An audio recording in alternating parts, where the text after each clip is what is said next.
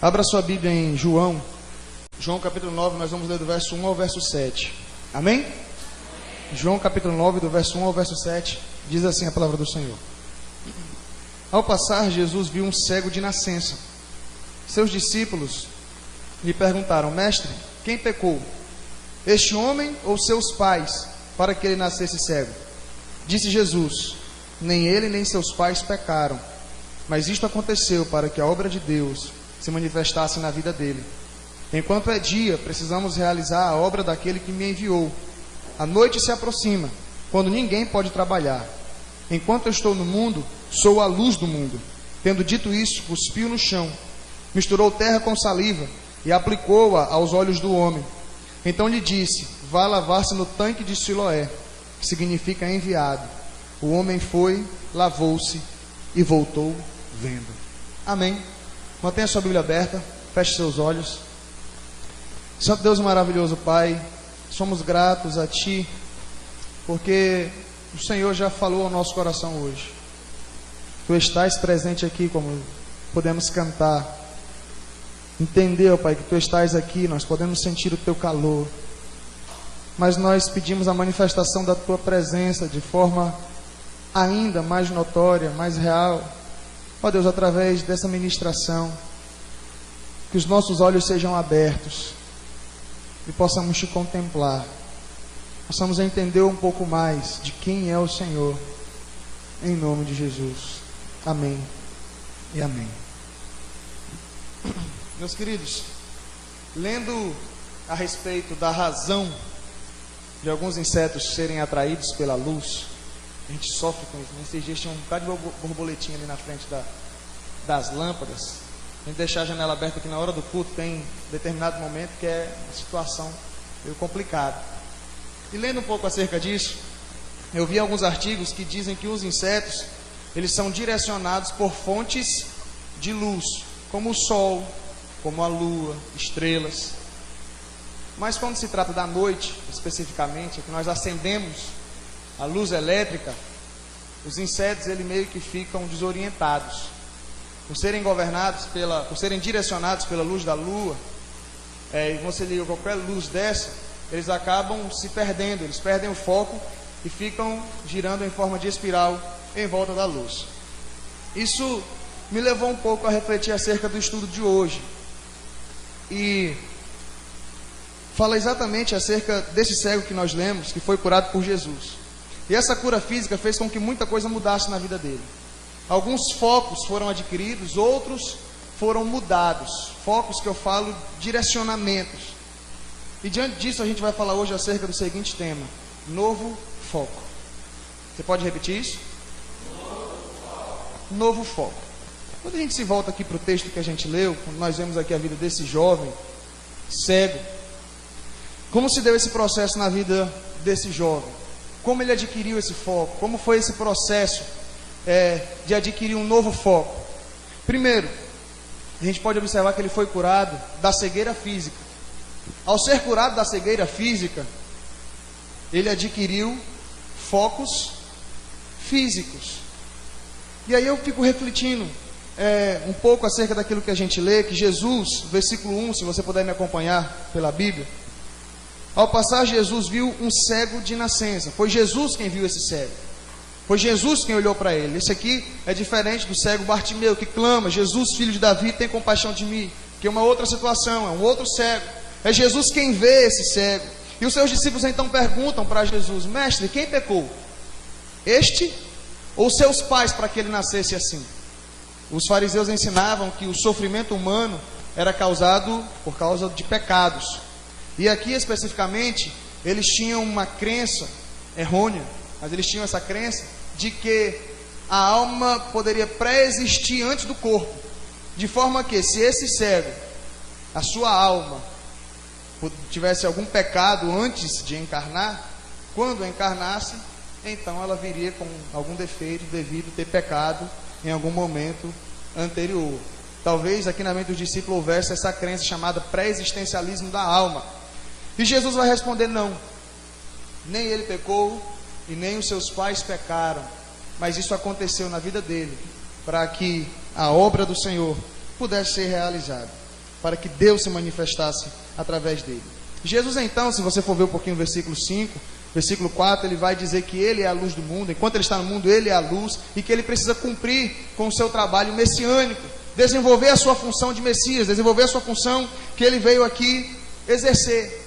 E então o texto nos apresenta que Jesus faz lodo na terra, cospe, com a sua saliva ele faz o lodo com a terra, coloca nos olhos do cego e diz a ele: vai lavar-se no tanque de Siloé.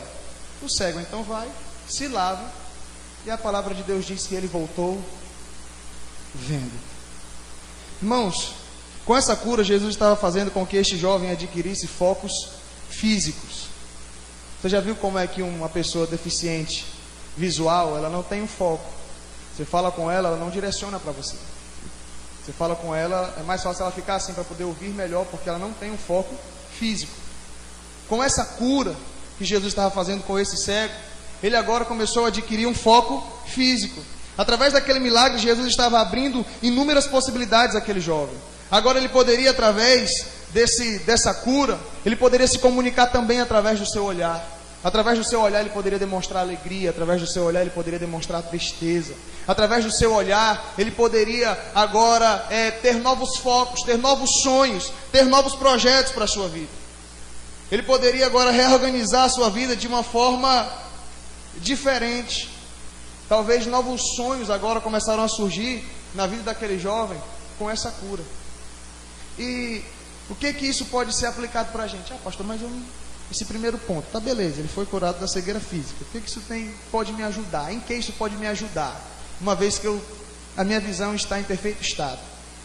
Eu acho que a gente poderia refletir um pouco se nós estivéssemos no lugar desse jovem. Eu gostaria que você pudesse fazer uma retrospectiva na tua vida. Pudesse agora, nesse momento, se você quiser fechar os olhos para que isso seja melhor, você faça.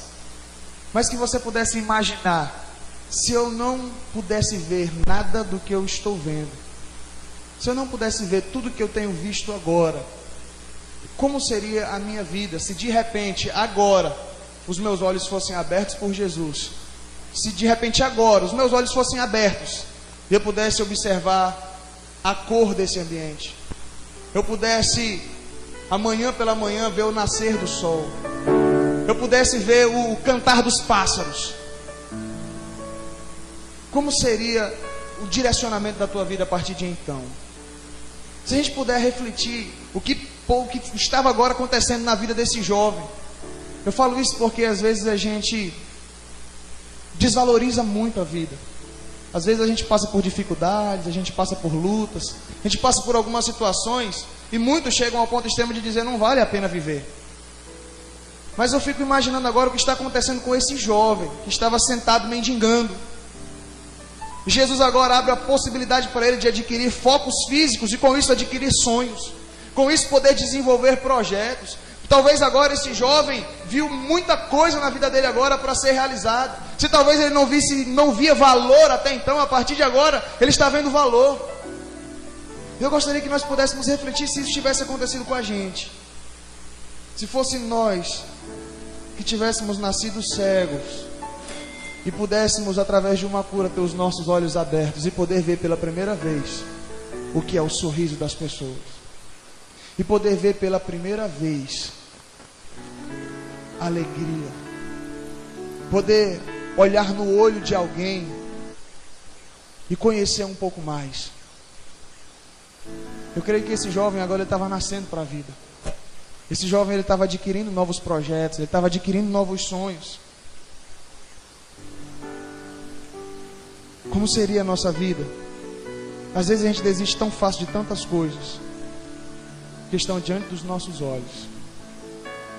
E o que eu digo hoje é: contemple a beleza da vida e seja grato a Deus pelo que Ele te deu.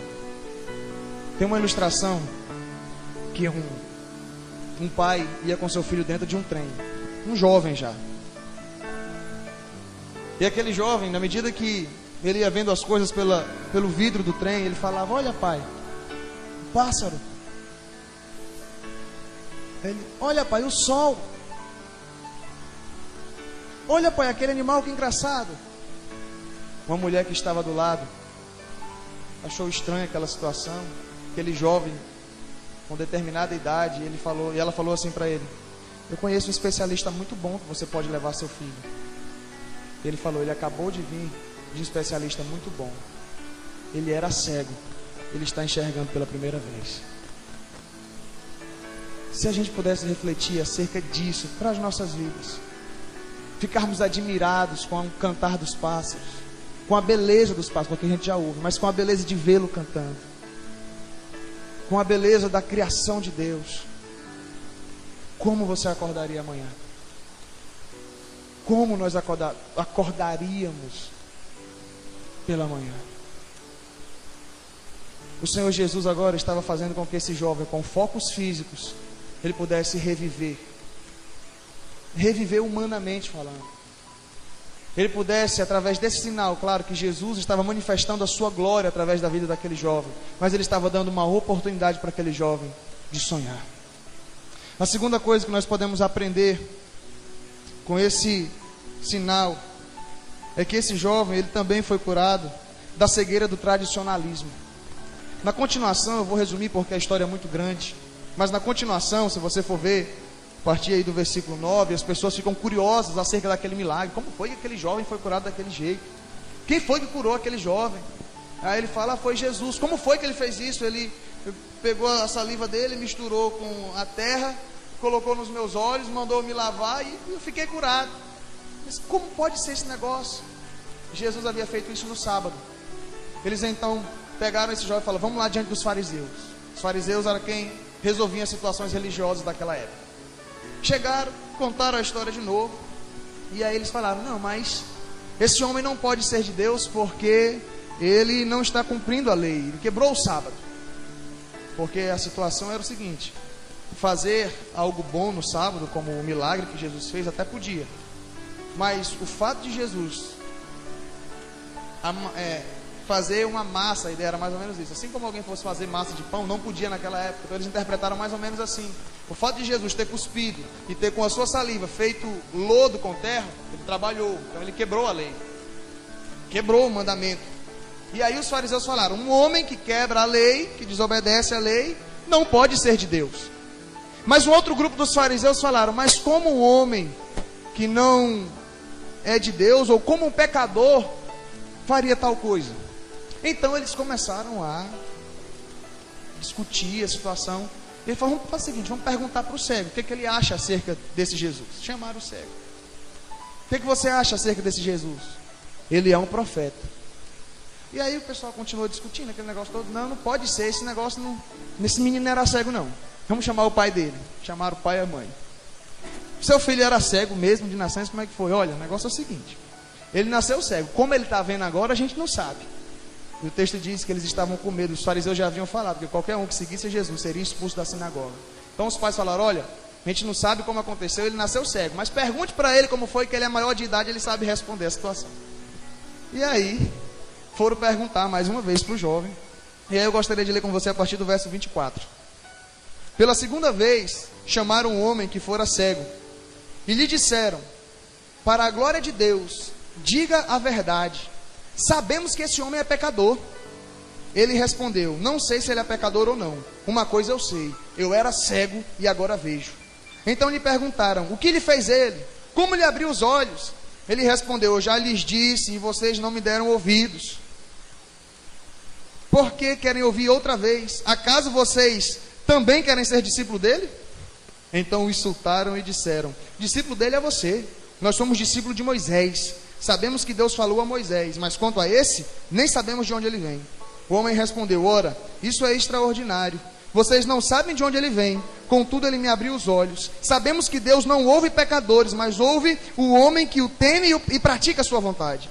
Ninguém jamais ouviu que os olhos de um cego de nascença tivessem sido abertos. Se esse homem não fosse de Deus, não poderia fazer coisa alguma. Diante disso eles responderam: você nasceu cheio de pecado, como tem a ousadia de nos ensinar? E o expulsaram. Irmãos, esse jovem estava sendo curado da cegueira do tradicionalismo. Ao ser curado da cegueira do tradicionalismo, ele tirou o foco da lei, ele tirou o foco de Moisés, ele tirou o foco daquilo que Deus havia estabelecido primariamente para que o povo entendesse que pela lei nós não podemos ser salvos. Esses fariseus, eles não estavam conseguindo compreender a nova aliança que estava sendo estabelecida por Jesus. Os judeus não estavam conseguindo entender que Jesus é maior do que o sábado, que Jesus é maior do que a lei. Os fariseus não estavam conseguindo compreender que Jesus tinha uma nova aliança agora para ser instaurada. Eles não estavam conseguindo compreender isso. E é interessante porque aquele jovem cego que estava mendigando, que não tinha estudo, que não tinha conhecimento da lei, ele sabia que aquilo só poderia vir, pelo menos, de um profeta, de alguém enviado de Deus. Esse jovem, ele estava tirando o seu foco da lei. Esse jovem estava saindo, sendo curado da cegueira do tradicionalismo. E muitas vezes nós somos cegados pelo tradicionalismo. Eu falo isso em vários sentidos. Eu tento isso. A avó da Anne, ela ainda não se converteu a Jesus. Mas ela segue um tradicionalismo muito grande. Ela não tem conhecimento da palavra de Deus. É tanto que a gente vai conversar com ela, ela não tem conhecimento da Bíblia. Mas a única coisa que ela fala assim: na religião que eu nasci, eu vou morrer, porque e o meu pai? E meu avô? E meu bisavô? Todos eles nasceram nessa religião e vão morrer. Eu não vou mudar de religião. Dona Delgraça, não é mudar de religião, é mudar de vida, de postura, entender a palavra. E ela até ouve a gente. Mas o tradicionalismo está muito arraigado. O tradicionalismo tem cegado, muitas vezes, a gente dentro da igreja. Aquela pessoa tem uma tatuagem. Se ela tem a tatuagem, logo ela não é de Deus. Então a gente já vai indo pela ideia tradicional, né? Marginal usa tatuagem, logo qualquer um que usa tatuagem é marginal. Na mente de muita gente é assim. E outras situações. Aí entra para a questão de usos e costumes. Não, a tradição diz que crente só usa saia e blusa de manga comprida. Qualquer coisa que fuja dessa tradição não é assim. E muitas vezes o tradicionalismo tem cegado muita gente. O tradicionalismo tem nos cegado muitas vezes e tem feito com que bênçãos tenham se perdido por causa de tradições de homens, de tradições humanas. Esse jovem estava sendo liberto da cegueira do tradicionalismo também. Ele havia perdido havia ganhado um novo foco, um foco físico. Jesus o curou da cegueira. E agora ele está perdendo o seu foco da lei. Está sendo redirecionado. O seu foco está saindo do tradicionalismo. Irmãos, a gente precisa ter uma mente baseada na palavra de Deus. A gente precisa ter uma mente que esteja focada naquilo que Deus quer nos ensinar, aquilo que o Senhor tem para nos ensinar. E muitas vezes, devido a tradições, a pensamentos de homens, nós temos taxado como pecado aquilo que Deus não diz ser pecado. O Senhor, Ele questiona, Ele mostra muitas vezes a intenção do nosso coração. Os fariseus também não entendiam isso, sabe por quê? Porque quando Deus condena o adultério, é tanto que Jesus diz assim: olha, ouvistes o que foi dito, não adulterarás. Eu, porém, vos digo, se você olhar para uma mulher e desejá-la no coração, você já pecou. Ouvistes o que foi dito no Antigo Testamento, não matarás. Mas eu te digo, se você odiar o seu irmão, você já é digno de morte pela lei.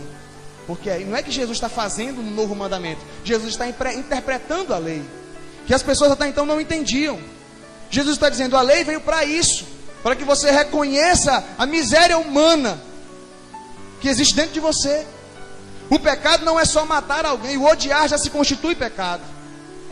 Mas só que os fariseus, eles eram tão ligados à tradição, eles eram tão ligados aos mandamentos no sentido crudo que a palavra diz, que eles não pensavam que as suas intenções também eram pecado diante de Deus. O que eu quero dizer com isso é que não adianta também eu estar do jeito que eu estou, de paletó, mas está faltando uma gravata, porque na mente de alguns tradicionais o pastor tem que pregar com gravata.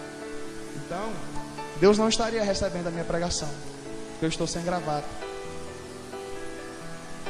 Mas não importa o que eu esteja pensando, né? O que esteja no meu coração, desde que eu esteja vestido como manda o figurino. E o tradicionalismo, então, cega muita gente. Irmãos, o que Deus está fazendo com esse jovem, o que está acontecendo na vida desse jovem, é exatamente um redirecionamento.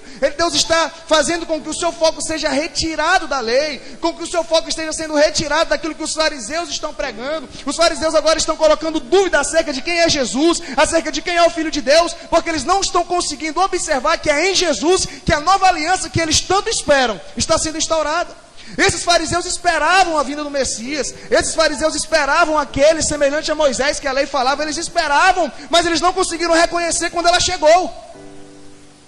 E muitas vezes o tradicionalismo tem feito isso conosco. Muitas vezes a gente tem esperado promessas do Senhor. Não, eu sei que isso e aquilo outro vai acontecer. E às vezes tem acontecido, mas por causa de tradicionalismo, por causa de muitas outras coisas na nossa mente, nós temos nos fechado aquilo que Deus tem para nós. Eu falo isso até mesmo de mim. Eu tenho que tomar cuidado com isso também. Eu também tenho que tomar cuidado com isso. Porque a gente sabe que o Evangelho o Evangelho verdadeiro está uma bênção. Aquilo que muita gente tem chamado de Evangelho no Brasil tem sido uma tristeza. E eu também tenho que tomar cuidado ao não dizer que... Porque agora você liga a televisão, parece que é cura para todo lado. E às vezes a gente duvida também. Será que tudo isso aí é de Deus? Tudo isso aí é de Deus? Eu digo para você, nem tudo que está lá é de Deus. Nem tudo. Mas eu também, por conta da preocupação em manter a palavra, eu não posso dizer que Deus não está agindo. Por tentar cuidar, zelar da palavra de Deus, eu também não posso chegar ao outro extremo e dizer que tudo isso que você tem visto aí, nada disso é de Deus. Não. É preciso ter o bom senso, claro. Preciso ter o bom senso. E pedir discernimento espiritual do que é de Deus e o que não é. Tem muita coisa que não é de Deus. Mas nós não podemos nos fechar no tradicionalismo e muitas vezes perder bênçãos de Deus por achar que, porque existem muitos falsos cristos, não reconhecermos o verdadeiro Cristo. E era isso que estava acontecendo com os fariseus. Muita gente se levantava naquele, eu sou o Messias, eu sou o Messias, eu sou o Messias. E quando o Messias verdadeiro veio, eles não conseguiram reconhecer. Mas esse jovem estava sendo liberto do tradicionalismo. Esse jovem estava tendo o seu foco redirecionado. E nós precisamos também tirar nosso foco de tradições de homens e entendermos o que de fato Deus quer nos ensinar. Entendermos o que de fato o Senhor Jesus quer nos ensinar. Eu já falei isso aqui outras vezes. Deus tem feito grandes coisas nas nossas vidas. Eu já falei aqui uma vez. Não quando chegar pessoas por essa porta que nós talvez taxemos diferentes da sociedade, ou diferente daquilo que nós costumamos ver. Não julguemos por rótulos, porque essa porta está aberta para viciados em droga, essa porta está aberta para homossexuais, essa porta está aberta para pessoas que muitas vezes nós falamos, essa pessoa não é de Deus. Essa porta está aberta para que essas pessoas possam ouvir a palavra de Deus e entenderem e conhecerem um pouco mais dele, e que nós possamos também ter a paciência, se assim essa pessoa pensar diferente de nós. Eu estava lendo um livro onde diz proibido a entrada de pessoas perfeitas. E o pastor falava assim: se chegar no seu pequeno grupo um homossexual, um budista, uma pessoa que pensa diferente de você, e quando chegar lá no pequeno grupo, até expor seu pensamento diferente daquilo que, por exemplo, quarta-feira agora a gente vai ter o pequeno grupo. O pastor pregou isso aqui. Se chegar um homossexual e mostre isso, ele vai falar, mas eu discordo disso, daquilo outro. Será que nós estamos dispostos a ouvir a opinião dele? Claro, não concordar, mas ouvi-lo e poder abraçá-lo e dizer: a gente simplesmente não concorda com o que você faz, mas a gente te ama e a gente quer poder estar com você, andarmos juntos naquilo que for preciso e sermos bênção de Deus na tua vida. O tradicionalismo muitas vezes não permite que isso aconteça. O tradicionalismo, se ele vê você andando com uma pessoa diferente, vai utilizar o jargão: me diz com quem tu andas, eu direi quem tu és. Esse jargão em muitas vezes é verdade, mas em muitas vezes não. Que sejamos influenciadores, porque esses fariseus taxaram Jesus quando ele sentou no meio dos pecadores. quando esse Jesus foi comer na casa de Zaqueu e trouxe salvação para Zaqueu, esses mesmos fariseus, cegos pelo tradicionalismo, eles diziam: esse homem que se assenta e come com pecadores, esse homem não é de Deus.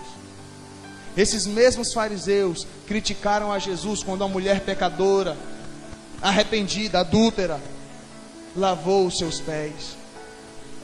E eles pensavam: se ele soubesse quem era essa, ele não faria, não permitiria que isso aconteça. Mas Jesus sabia quem era aquela pessoa. Precisamos tirar o nosso foco do tradicionalismo e estarmos abertos ao que Deus quer fazer em nós e através de nós. Terceira coisa que a gente pode aprender com isso, meus irmãos, é que esse jovem, ele foi curado da cegueira espiritual. Primeiro, ele foi curado da cegueira física e adquiriu focos físicos. Segundo, ele foi curado da cegueira do tradicionalismo e tirou o seu foco da lei, da salvação por obras, da salvação prescrita da maneira como Moisés apresentava. E agora, o seu foco foi redirecionado para Jesus. Versículo 35.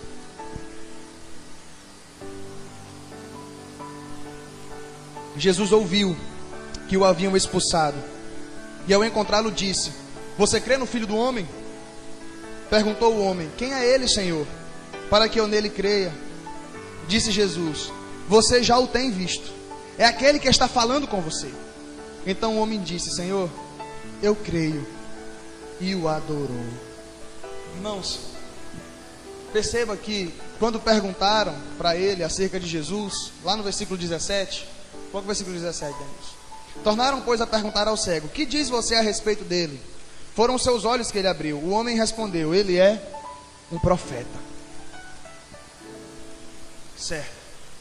Mas só que quando chega lá na frente, até então ele não tinha entendido a situação. Jesus é um homem que veio de Deus, é um profeta. Um profeta.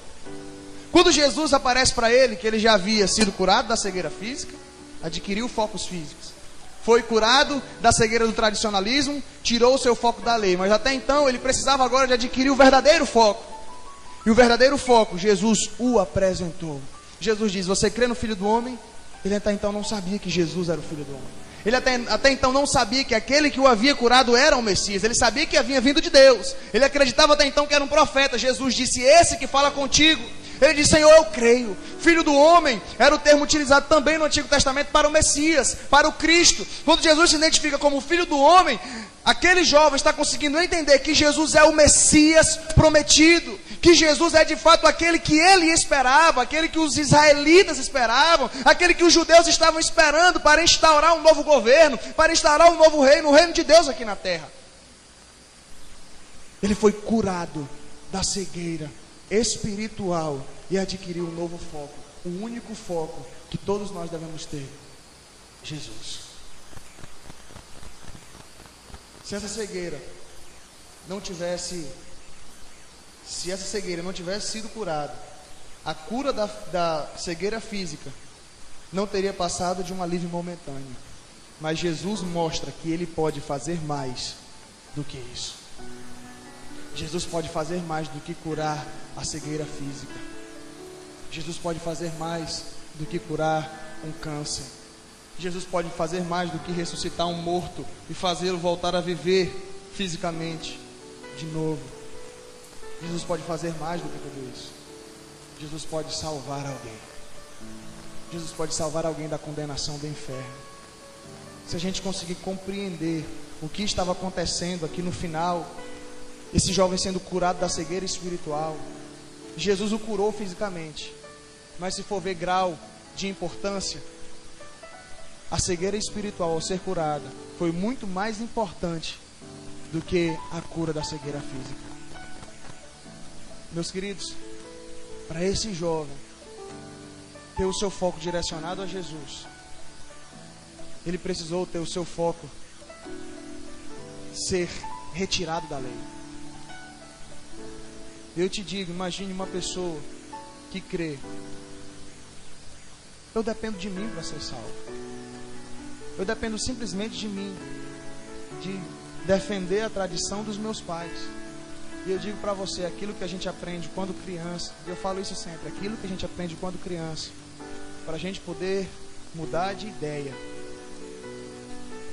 tem que ser um negócio bom. Tem que ser um negócio bom. Tente mudar o pensamento de uma pessoa de 50 anos de idade, 60 anos de idade. Quanto mais for aumentando a idade, mais difícil vai ser você mudar o pensamento de alguém.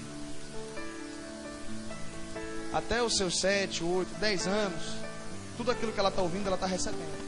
Principalmente aquilo que ela ouve do seu pai. Primeira vez que eu ouvi meu pai dizer assim para mim, eu não sei, eu me decepcionei. Eu falei, oxe, meu pai não sabe de tudo não. Uma vez eu estava assistindo lá, eu perguntei para ele, mas por que isso, aquilo, outro? Ele olhou assim, ele sempre tinha uma resposta quando a gente perguntava. O pai da gente sempre responde alguma coisa para a gente. A gente acredita, né? Quando ele olhou para mim e falou assim, eu não sei, eu até estranhei. Não sabe. Porque aquilo que o pai ensina pra gente, a gente tem como verdade. Aí imagina, essa pessoa cresce com essas verdades. Esse jovem, ele tinha suas verdades.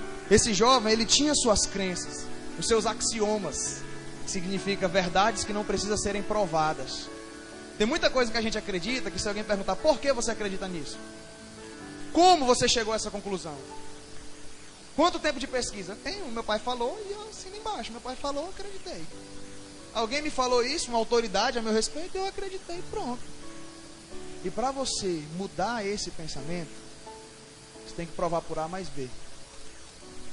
O que eu quero dizer para isso é que, para uma pessoa ser salva, para uma pessoa entender que não são as obras que salvam, porque a gente cresce assim, você tem que ser o melhor, a gente cresce assim, você tem que fazer isso para merecer aquilo, você tem que se esforçar, porque a vida não ajuda ninguém, nada é de graça na vida, tudo você tem que conquistar, e a gente cresce ouvindo isso, lute por isso, lute por aquilo, faça isso, aquilo, outro, e automaticamente a gente foca isso para a salvação também.